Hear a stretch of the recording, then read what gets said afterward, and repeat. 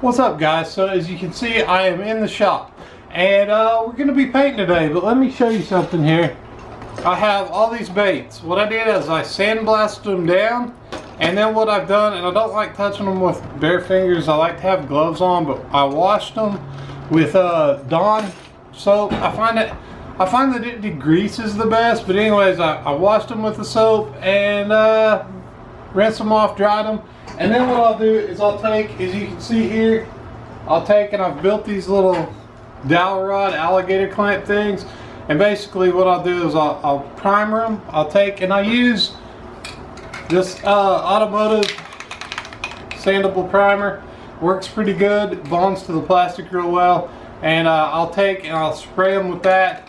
And then from there we'll get to painting. So guys, that's just kind of step by step what I do in my process. I'm not showing you exactly, but you get the gist. So with that, let's get to painting.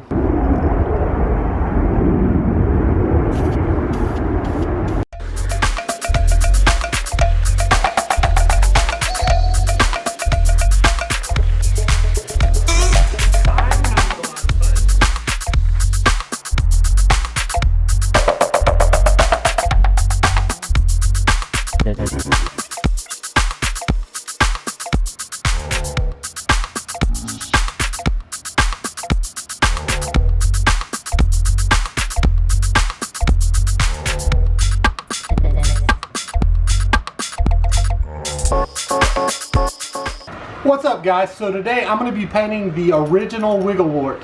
I've got a custom pattern that I do on them, so I'm going to go ahead and paint that. You guys will get to follow along with me so you know exactly what I'm doing. But with that being said, let's get started. So guys, I've got the first coat mixed up here, and basically what it is it's just chartreuse with a little yellow in there, and that makes it kind of a flatter chartreuse. That's what I like to do. So as you can see there, I don't know how well you guys can see it. I don't want to dump it out, but you guys can see it there. Alright, and so basically what I'm going to do is I'm going to do nice even coats along the bottom of this right here. So this is just the base for the bottom, and then I'll go over with some other stuff. So guys, I always test my airbrush when I have the paint in.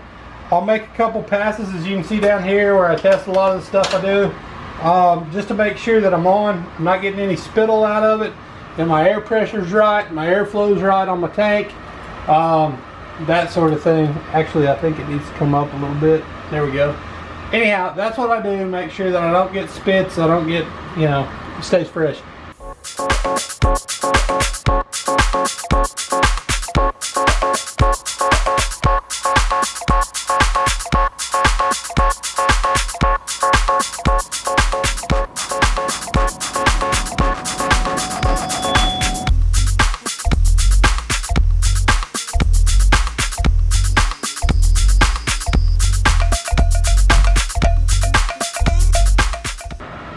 Okay guys, so we're on to the next coat. As you can see, it's basically black and brown mix. That's what it is. I've got a black and brown mix that I'm going to draw down the lines on these. Now guys, I use stencils for the lines, especially on these because they're so detailed. I say I use stencils.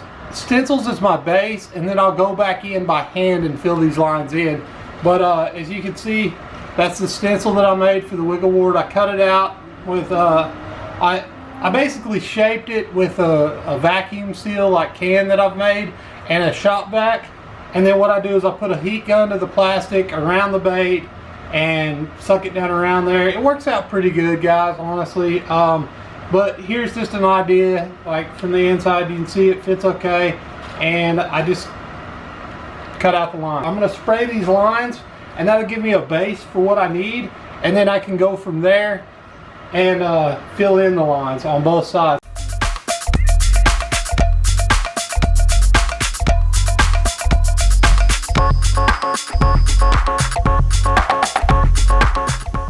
You guys can see that.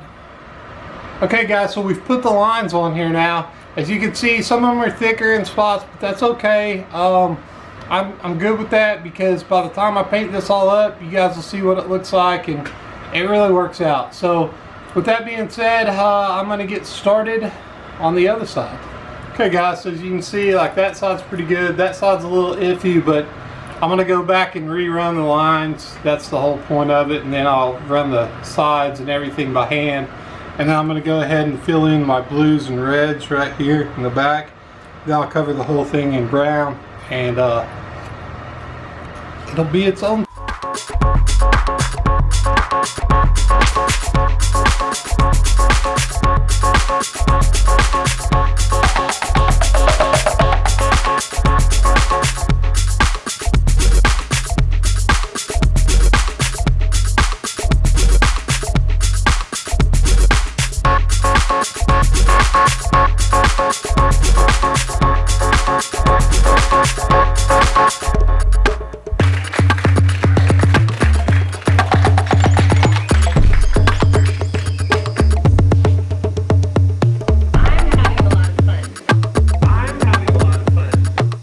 As you can see, I'm following the lines that I made on the back, and not to the bottom, because you guys didn't see this, so let me show you real quick. But I put lines across for the second set of basically, like on my crawdad, the scales, the tail scales on back here. That's how wiggle warts originally were. They were thinner than this and probably cleaner, but I'm not really worried about it. But I'm putting light blue up here, and I'm gonna follow that up with red behind it. It's really more shadowing than it is like solid lines, so that's okay. But once I'm done with the pink in the back here, you'll see what I'm talking about. Well, it's red, but red in the back and red on the cheek plates and stuff. You guys will understand what I'm doing.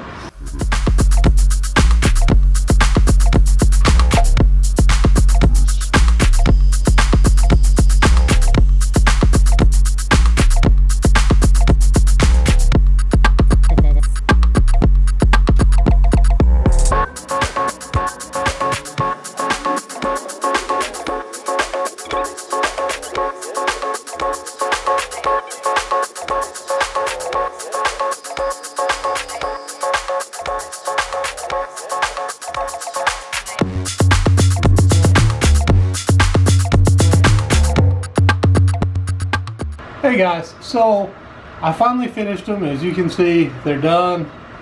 I'm doing the eyes now, and what I did was wiggle warts don't have like spots where you can put the fake eyes, so you have to actually make the eyes on the original wiggle warts. So what I did was I circled it in red, so it's a red background, and then I'm just going to fill that in with black. That's all there is, and then they're done. I will epoxy them, and they'll be good to go.